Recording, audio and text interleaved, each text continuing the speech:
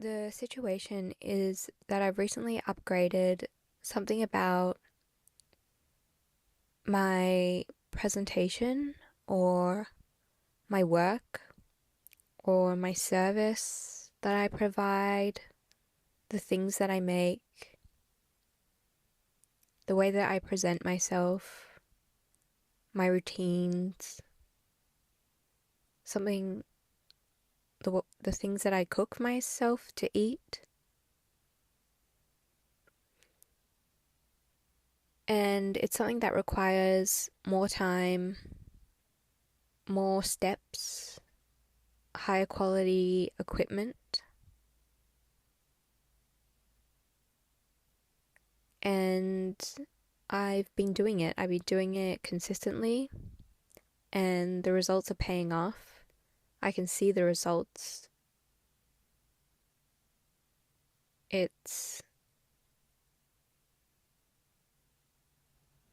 not something I have to wait for the results to show up. It's evident as I do it, as I wear the better quality clothes, or as I use a better quality makeup, or I use a better quality cooking knife, and I'm using better quality fruits and vegetables. So it's obvious, it's evident. But today I'm exhausted. Today I feel like peeling it back, doing less. I feel like going back to the basics, but not.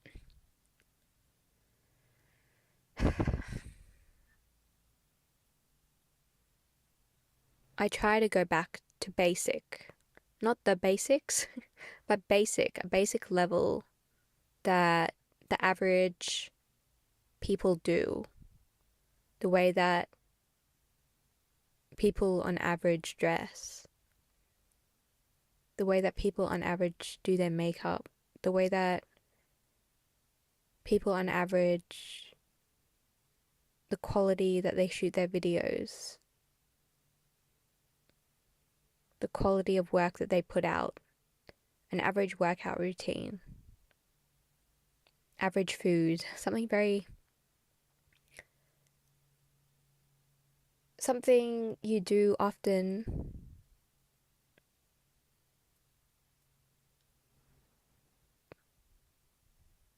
but you up leveled, you upskilled, you invested, and it's been paying off. But today, you didn't feel like doing that. But then, as you continued, you kept adding more. You felt like going back to basic and you thought you were too tired. You thought, I thought that I was tired. So I'd give myself some grace and I'd try out a basic level again, an average level.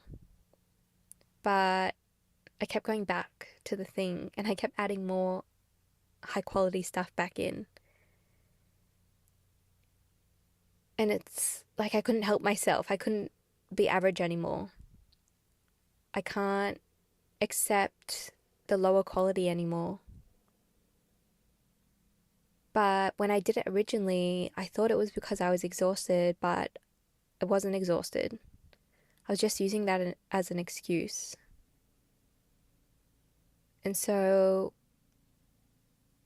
what I was really feeling was that the people around me thought it was too much, that I was too extra, that I was putting too much care, too much time into this thing. And I worry that it makes the other people feel inferior.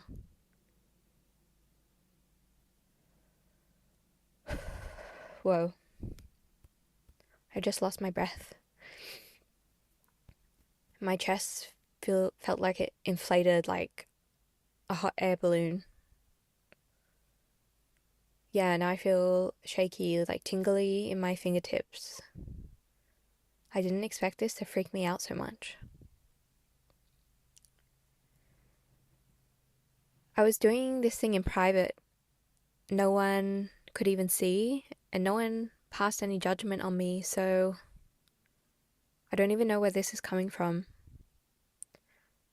I wasn't even displaying it to people. Maybe the way I dressed, or if it's how I do my hair, something like that. Or maybe my workout routine is really showing results so people can see, but I don't know, I wasn't hearing any feedback from people's mouths, but now I'm seeing people, now I'm seeing myself walk through a shopping center and people are staring, they're side eyeing as they walk past, as I walk through them, and they're scoffing on the inside. It's a bit of evil eye. It's how dare they think they're better than me? How dare they think they're so great?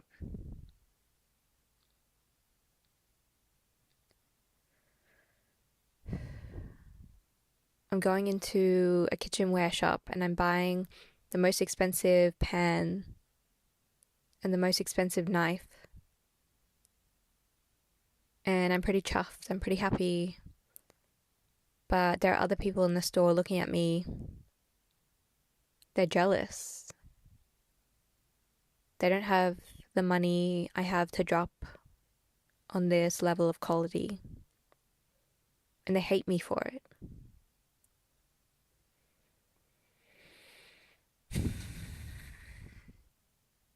Now I'm at home. I just walked through the door and I've got my shopping bags in my hands and I drop to my knees in the doorway on that little skinny runway carpet that people put in front of their doors. And I just start crying and bawling. It's like a massive release. I didn't realize that I was so wound up. I was so tight. I didn't realize I was clenching my whole body when I was in that shopping center. Now I look back on when I was doing my routine, I was clenching then too.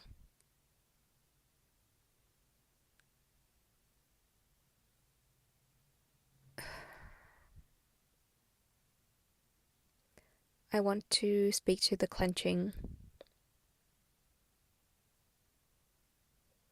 I'm the clenching, and I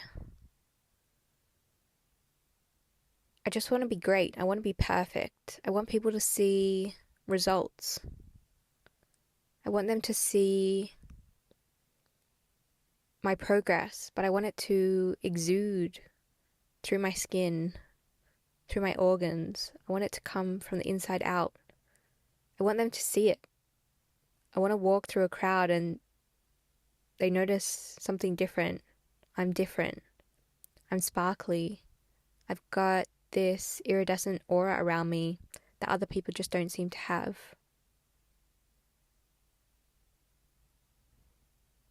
I am great and I want people to notice. And so I have to do this routine. I have to make it perfect. I have to do it every day. I have to be strong. I can't let myself slip. Because if I slip, well, what if I slip? Then if I miss a day, what if I never start again? And if I never start again, then I'll lose all my progress. I'll lose all my results. And people won't see me as great then. They'll just see me as average. And if I'm average, then I'll just blend into the crowd. I won't be special anymore.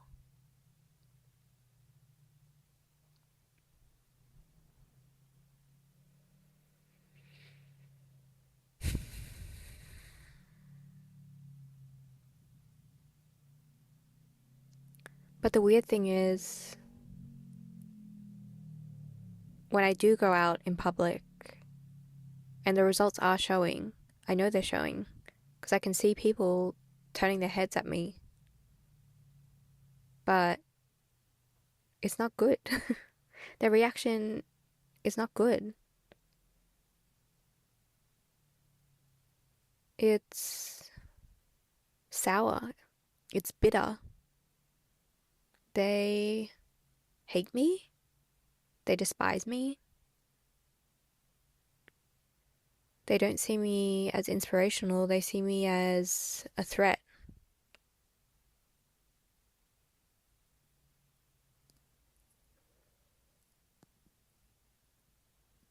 But I know people who do what I do, and they're pretty shiny. And when they go out, they don't get this kind of reaction. I can see that people are inspired by them, not threatened by them. So, what am I doing wrong?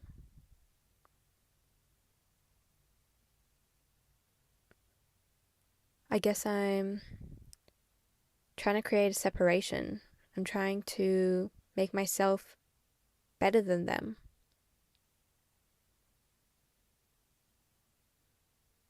But I'm forgetting that on the subtlest level, I am them. And if I improve myself, if I expand myself,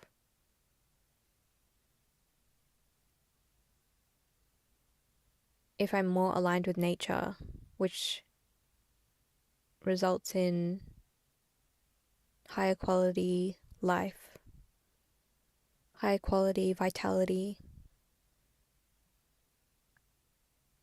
higher quality output, higher quality service, higher quality products.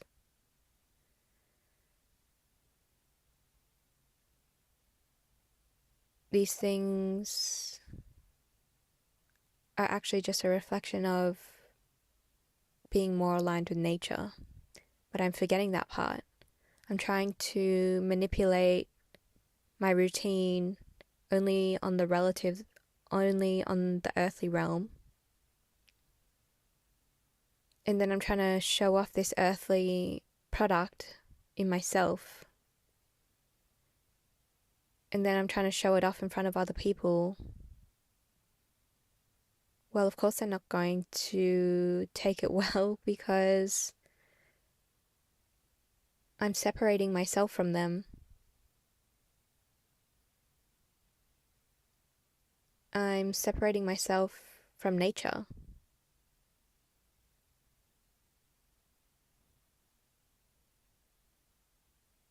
It's like I'm forcing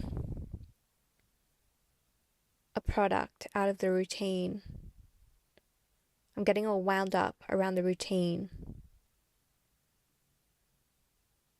I'm binding myself to the routine. I'm being attached to the routine, attached to the timing, attached to the outcome. The routine is not even inspirational to me now. Maybe it was, but since I've been tightening around it, the more and more I do it, the more it gets strangled and cut off from nature. But it's something I desire to do, and I know that desires come from nature. But I forgot about that. I lost that in the process of trying to perfect the routine. I know that once I connect with nature, the perfect routine will deliver itself, and the perfect results will deliver themselves in the perfect timing.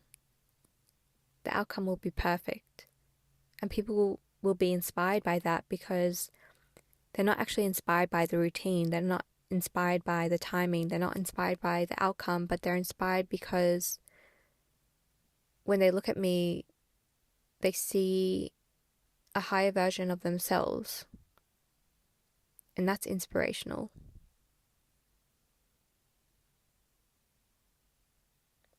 That uplifts them because I see themselves in me and they see themselves. Wait, yeah, I see them in me and they see themselves in me because we're all one thing. Our underlying nature is all the same thing. It's the same source. It's the same underlying unified field.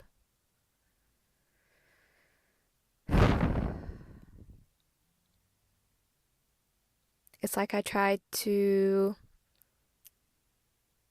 steal this routine from nature, to possess it, to make it my own. But it's not mine. I don't own it. Nature owns it.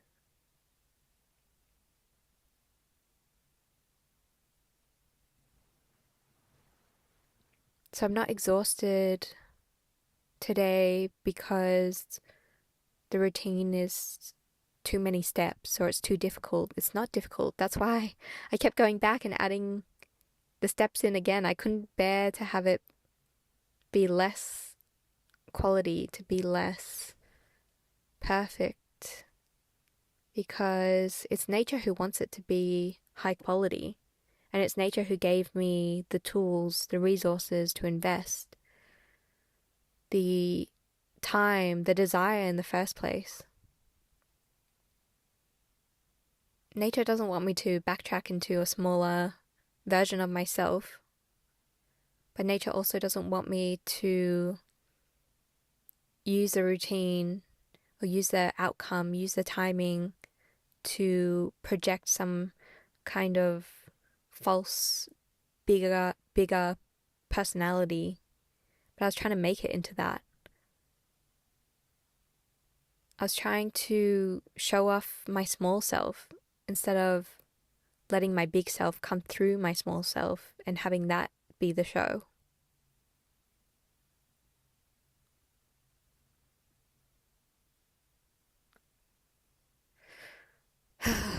Yeah.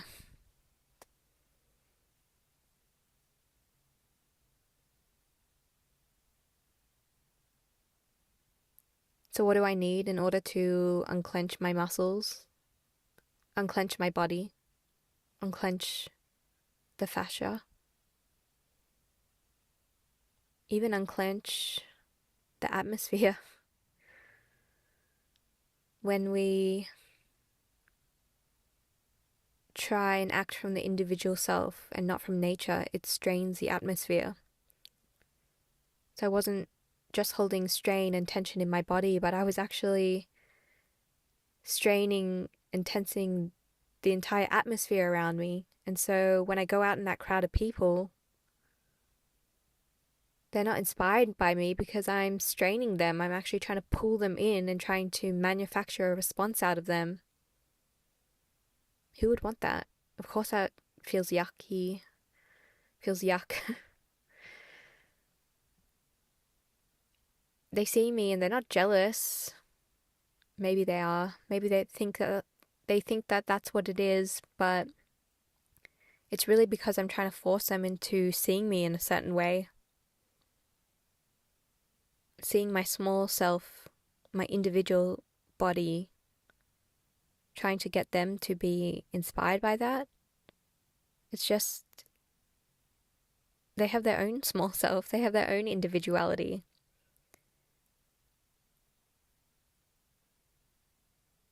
It's inspiring when we go subtler, it's inspiring when we go deeper, it's inspiring when we embody the bigger part of ourselves. And it's inspiring because that bigger part of me is the same bigger part of them.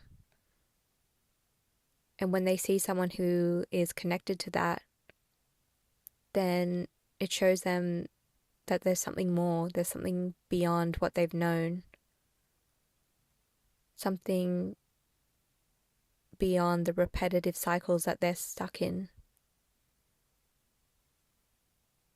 and it's available to them. It's available to everyone, to everything, all the time.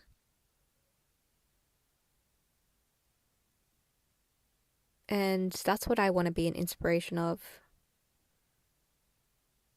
That's what inspires me.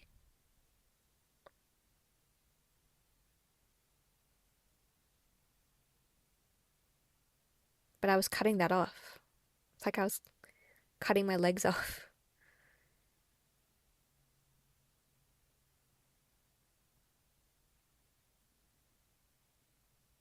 Yeah, I was strangling it. I was trying to mangle it. I was trying to force it. I was trying to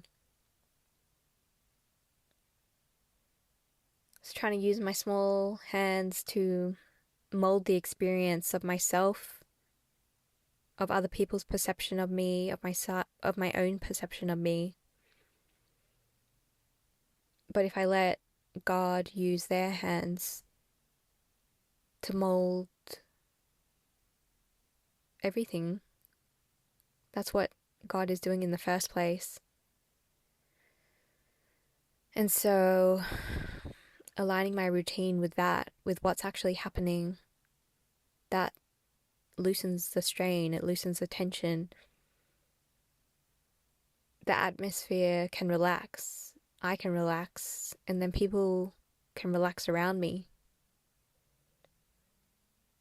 And that creates harmony, creates unity,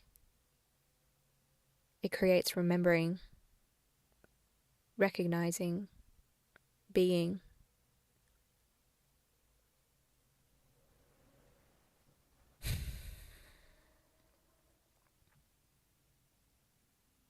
Mm. It's not the routine that was exhausting. It's the me trying to force, me trying to restrain, me trying to mold from my small self. I know that doesn't work. Mm.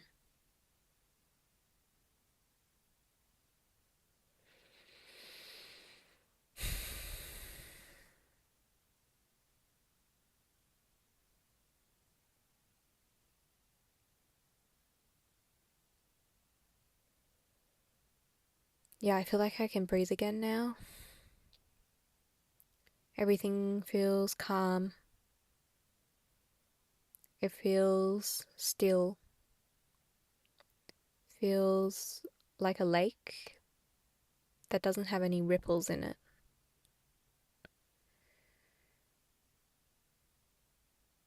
And now I see myself walking through the shopping center, all the crowd of people, and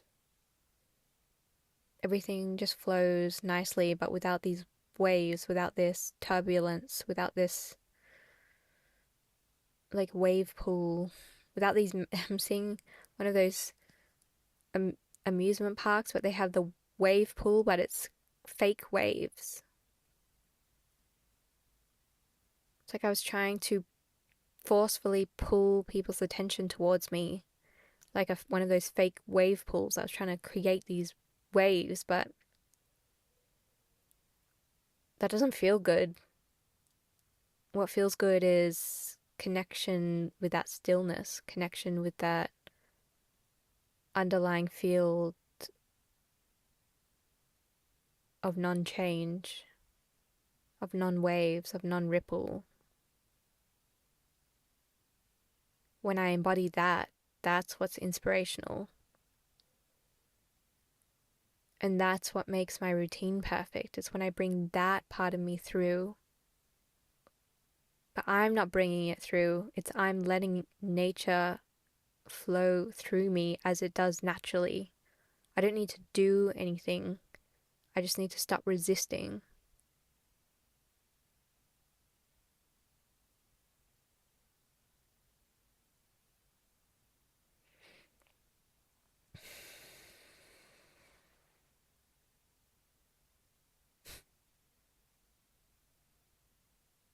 Yeah, I didn't realize how much I was straining because I was having fun. I was having fun doing this routine. But I guess over time, the restraint, the the tightening was just accumulating and I didn't catch it. I didn't realize. I guess that's what I was used to doing when I was younger, but I don't need to do that anymore.